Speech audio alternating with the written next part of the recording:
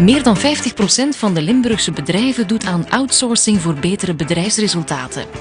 Het uitbesteden van bedrijfsprocessen aan derden zien we ook steeds meer bij personeelszaken. Dat merkt ook SD Works.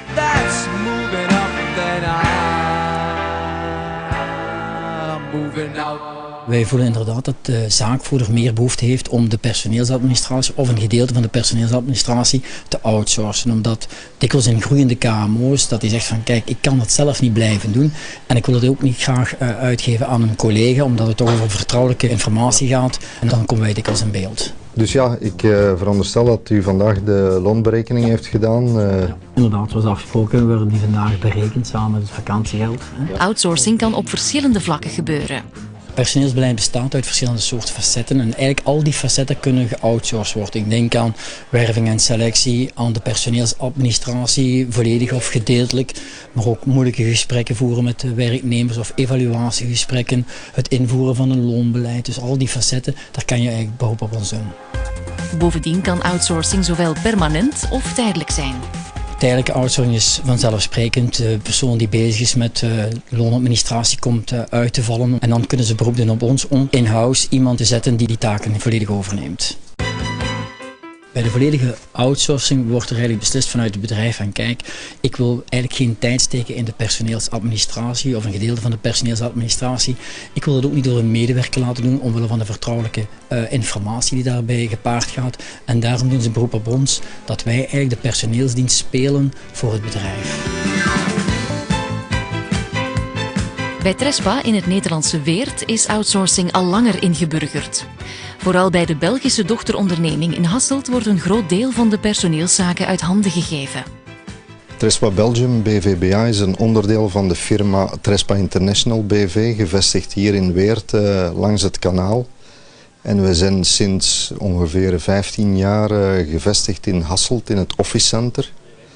Waar we dus onze activiteiten, onze commerciële activiteiten organiseren, waarin dat we dus ook consultancy doen aan architecten om onze mooie Trespa producten te laten voorschrijven in de markt.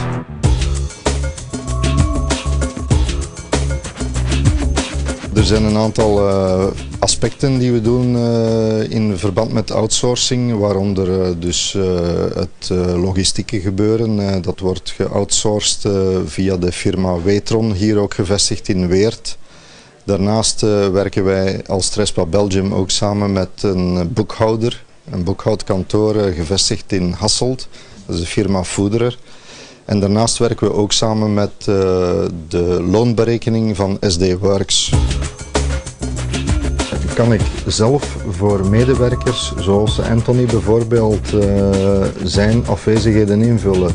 Ja, dus inderdaad, hij kan u inderdaad de macht geven om in zijn plaats afwezigheden, je kan dan linksboven klikken op handen als een andere.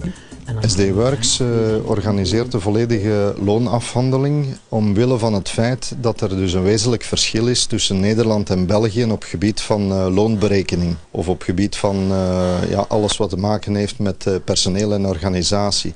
Trespa is een internationaal georiënteerd bedrijf die ook een poot heeft in België en voor de Belgische vestiging had de Nederlandse personeelsdienst gezegd van kijk, die Belgische wetgeving is eigenlijk te moeilijk voor ons, het zit heel anders in elkaar. We willen daar eigenlijk niet te veel energie in steken. Kunnen jullie die volledige administratie voor ons overnemen? En dat de Belgische wetgeving niet evident is voor Nederlandse bedrijven, ondervond ook Roestvrij BV uit Helmond bij de oversteek naar België. Ik wil even polsen naar de situatie van de nieuwe aanwerving, hoe het daarmee ging. Daar zijn we al heel eind mee. Ja? Ja, we zijn al redelijk eens over alle punten. Ah, ja. Alleen ja, de boel moet natuurlijk nog even netjes vastgelegd worden in een compleet contract.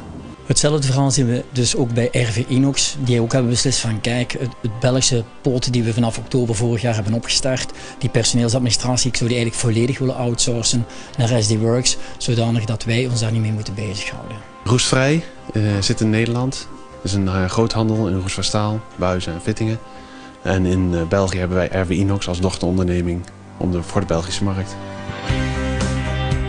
Dan moeten we alleen afspreken bij de loonadministratie, dat zij bijvoorbeeld in mijn afwezigheden.be, dat zij daar echt aangeeft, dit was een dag buitendienst.